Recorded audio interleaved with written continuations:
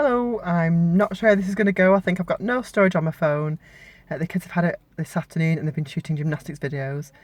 I've got a dodgy power cable and I've got a baby who might notice that I'm back in the car and come and find me. I've got a dog who knows I'm here and she might start yapping, but anyway, we're going to give it a go. So yesterday I did a workshop, and as you know, the central tenet of my philosophy is that the best thing I can do for my children is be happy. And of course, I flesh it out in the workshops and in the coaching that I do and in the book. But one of the delegates yesterday was a natural health practitioner, and she went even further to explain that when we're happy, when we're having positive emotions, we actually release chemicals that flood our body, and there are receptors on our cells that love this chemical, take it into the cell, and each cell works supremely well and can heal itself when it has this chemical, and this chemical is released when we're happy. Now, some of you guys will know more about this than me, but I just know the basic research that I've read that our body and brain work so well when we're happy.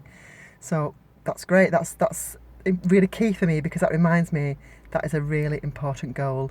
So if I'm not in a good mood, the first thing I need to do is get in a good mood before I go around shouting at all the children or whatever else it is that you might be doing if you're in a bad mood. So one thing that I've really found helps is meditation.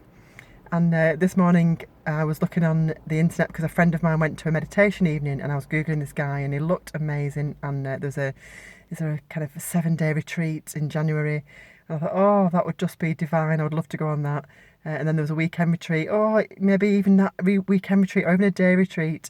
I have a toddler who still gets up in the night, so no retreats for me, I'm afraid, for a little while. But that's okay. So I can I've not been meditating long, but I am finding I'm enjoying it because when I do meditate and I do quiet my mind, for that time I feel really happy and I feel joyous. And that's the point. That's the point I want to make today, is that our natural state is joy. We are meant to be happy, and when we meditate, and when I meditate, we feel that happiness. So that when we can compare that with how we feel at other times in the day, and we know that to feel angry and tense and depressed and self-critical, these aren't necessary and they're not natural.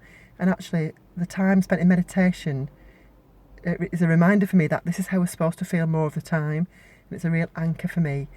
So this morning, my meditation, I started and I was just feeling really lovely. Baby came in, he wanted to feed and wanted to cuddle, so that's fine. I had some really nice music on, just sat and relaxed with him, and the feeling carried on going. So it's not, not a typical meditation, and I would love to do more and have more quiet, but I'm a busy mum and I need it, but for the time being, all I can get is snatches sometimes.